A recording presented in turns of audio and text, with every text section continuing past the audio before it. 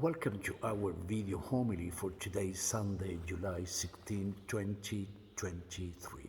We are in the seventh Sunday after Pentecost, exactly in the middle of July. We continue our prayer for those who are sick, especially for Amber Kerala, for those who are in need, people suffering from natural disasters in India, in China, and people in need and desperation with wildfires across Canada. For those who are mourning, the family of Alice Medkoff and families from victims of the urban violence. And for those who are celebrating birthday this week, Gillian Tennyson and Robert Lyons, and Mintan Rasmussen in her baptism anniversary, and Andreas and Karen in their marriage anniversary. The Gospel of today is taken from St. Matthew chapter 13, first from 1 to 9, and then verses 18 to 23. And it's about the famous parable of the sower. And here we will be working in three aspects. First, we will talk about the sower. Second, the seed. And third, the soil. And let us start with the sower, an ancient word full of symbolism in every culture, an archetype imitated through generation to generation for centuries and centuries. But who is a sower? We don't need to go to rural areas to meet and see a sower. Everyone is a sower in many different levels, of course, spiritually, emotionally, intellectual, or biological. So, if you think sower is someone else external to your life, the answer is not. A sower is inside of you. Every day we play this role. Spiritually speaking, we, the church, we are sowers 7 days a week, 24 hours a day. We are accomplishing the proclamation. We are imitating Jesus Christ, the great sower. It is an ordinary word for ordinary life, like in the Palestinian farming culture. Let us move to the seed.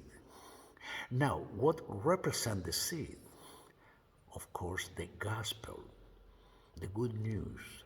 This is why to prepare a sower, we need a seminary.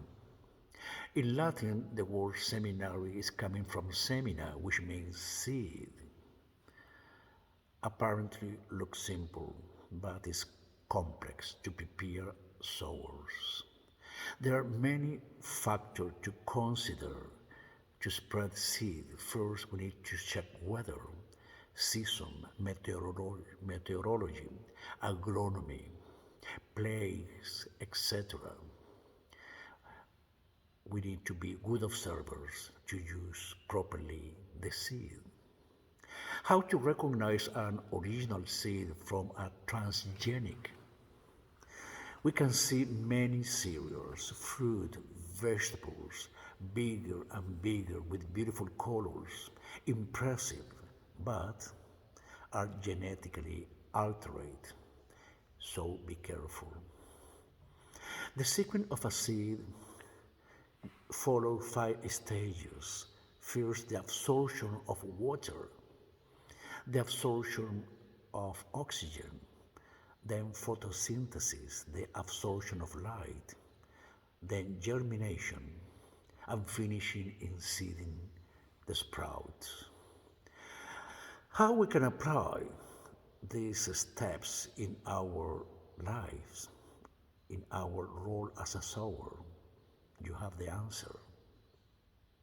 In Spitsbergen, Norway, exists the largest vault in the world, called Svalbard Global Sea Vault, where we can find 4.5 million of varieties, but 2.5 billions seed from all over the world. Why this seed bank? Let us make an analogy. The seed bank is the Bible. A seed is a treasure. And let us talk now about our last aspect, the soil. I learned that pedology is a science which studies the soil. It is the study which focuses to understand the surface, the formation, classification, and evolution of varieties of soil. This parable of today mentions four kind of soils in four micro parables. The wheat soil, which is invasive, the rocky soil, which is hard, the thorns soil, which damage, but finally the good soil, the fertile. Everyone can do a parallelism of these four soils in our lives. Everyone can distinguish or discern who is open, accepting, ready to embrace, or ready to incubate a good teaching, a good seed. Jesus explained and then even interpreted his own parable and warned and advised the disciples about the indifference and rejection to the gospel, saying, "Let anyone with ears listen." But why? You know the answer. This parable touched your heart and your mind. Are you a sower? What kind of sower? Are you able to recognize the seeds and how many? Are you able to recognize quality of soils? Think about these questions. Amen.